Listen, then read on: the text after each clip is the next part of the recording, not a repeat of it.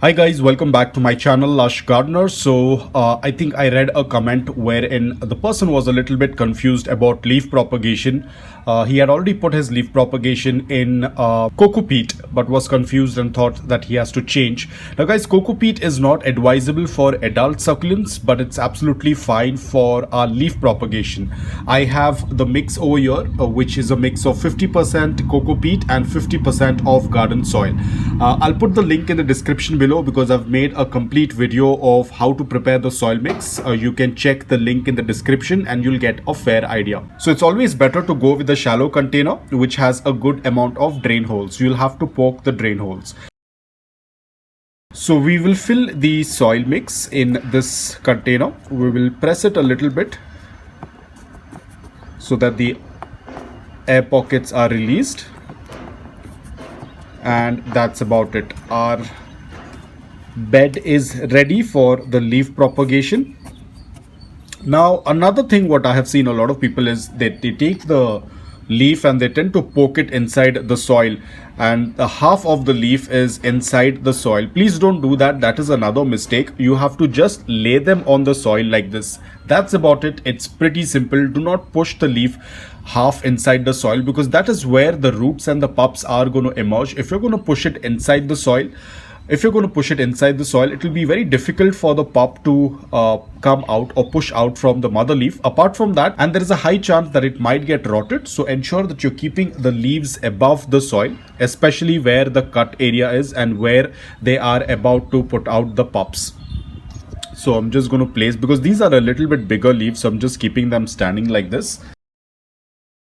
Ideally, I tend to place them like this on the soil. You can see some of them also have roots. So this is a good thing. These were all air rooted. So all of these leaf propagations, they were taken out long back. I completely forgot about them, and today when I was checking, I realized that most of them have already put out pups and roots. So it was time to put them into the soil. So I'm just going to be putting them into the soil one by one. You can see this one. Again guys, it depends upon the leaf propagation. There is nothing much we can do. Some of them will put out pups first, and some of them will give you pups as well as roots. As you can see this one, I call these as overachievers because they tend to give us both the roots and pups at the same time. But some of them will only have pups, will not have roots. So there's nothing much we can do. There is no need of adding any rooting hormone or anything. I have never used any such thing.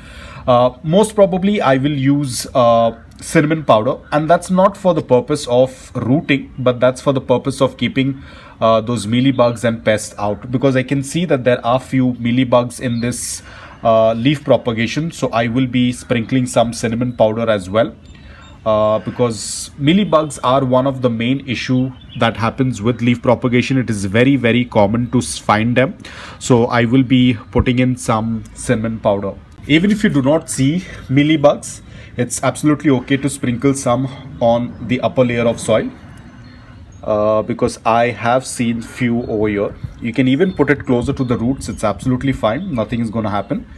Cinnamon powder is one of the safest method to, I wouldn't say to eradicate mealybugs, because cinnamon powder does not kill mealybugs. It only tends to irritate them, and it makes them move from the place, or it tends to loosen them up. And then because of that smell, because cinnamon powder for us, it has a very sweet smell, but they don't like it because it's a very pungent smell. So they don't like the pungent smell of the cinnamon powder.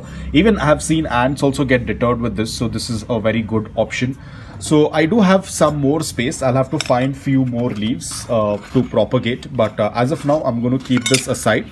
The same thing, we will not be watering it right away. We will wait for a couple of days. The pups are taking up nutrients and water from the mother leaf, so we do not need to be worried. Another important thing, please don't keep your leaf propagations in a shaded area or in low light, because the pups have already started to come. You can keep them in low light or in a dark place when you have just taken out the leaf. But the moment you start noticing that there are pups coming up on the leaf propagation, immediately move it to indirect bright light. No direct sunlight at all. It only has to be indirect bright light. So as you can see, we are done with putting up our leaf propagations. It is going to take quite some time. Another question what I had is, when can we move our leaf propagations from coco peat or from the original container that they were growing in? As I've mentioned this earlier, wait for the pups to reach a decent size. A second thing to notice is that the mother leaf, you can see over here, the mother leaf is dried out. This particular pup is now ready to be moved to an individual pot. For that, what we have to do is very gently pull the mother leaf out. Now, because the mother leaf is completely dry, it will come out very easily. You do not need to put in any pressure. You've seen how easily I was able to take it out. Even this one, the mother leaf is dried, but I will not take out this pup. You can see it's still quite small, but I will separate the mother leaf from the pup. There you go. You can see very simple. Whereas these, as you can see, this one I will not be taking out because it's still very fresh. The same thing goes with this one as well, but there are few of them that are dry. Now, if it's little difficult for you to take it out with your hand, you can always use some tweezers to separate them. Here we go. And this one as well. This one has completely toppled up, so I will take it out. I'm going to show you. So this is how the leaf is going to be connected to the pup. Very gently just separate it. This one does not have roots. Probably the roots are dried out, so I'm going to keep it aside. So this is how the mother leaf is going to be, very crisp. So at times you might happen to find some that do not have roots. I think this one did not have roots, and it's absolutely okay. You can just keep it on upper layer of soil. It does have roots, but I think they had got dried out. You can see those dark ones. So it's absolutely fine. Just make a small dent in the soil and leave it in that. This is not ready to be transferred to its own pot. They're still very young, so we're going to leave them as it is. And here I have some few more of the mother leaves that have dried out. Very easy to take them out. So these two, I'm going to leave them as it is. And over here I have another one. So very simple, just with the slightest touch, the mother leaf will get separated from the pup. Now this one, as I said, it is ready to be transferred to its own pot, but I'm just going to wait for some time. I don't have a lot of pots right now. So ideally, if the pup has reached to this size, you can transfer it to an individual pot. Pretty simple. So guys, as you can see, it is pretty simple, not a lot of work. You just need to lay them on soil, ensure that the ends where the pups and the roots are supposed to come out, that should be above the soil and not buried in the soil. And watering, whenever you tend to see roots, now because I've just put them into the soil, I won't be watering them right away. Probably after 2 or 3 days, I will do a bottom watering, because I prefer to do bottom watering for my leaf propagations.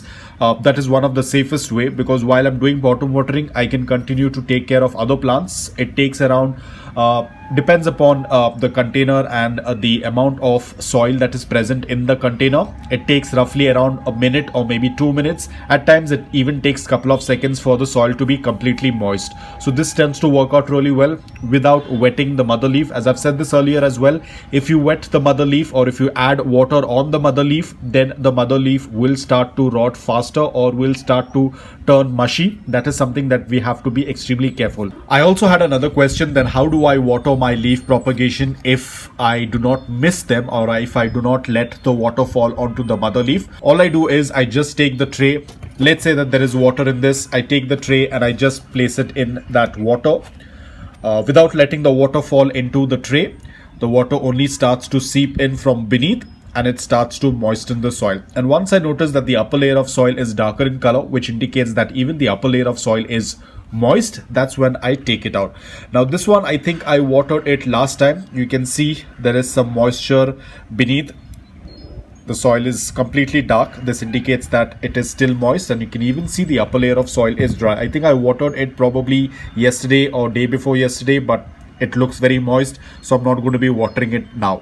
So you can see all of them are doing quite well. All of them are putting out pups. I think this one leaf over here that I'm pointing might not make it, because you can see it's not cut properly. That's why we need to have a smooth finished leaf.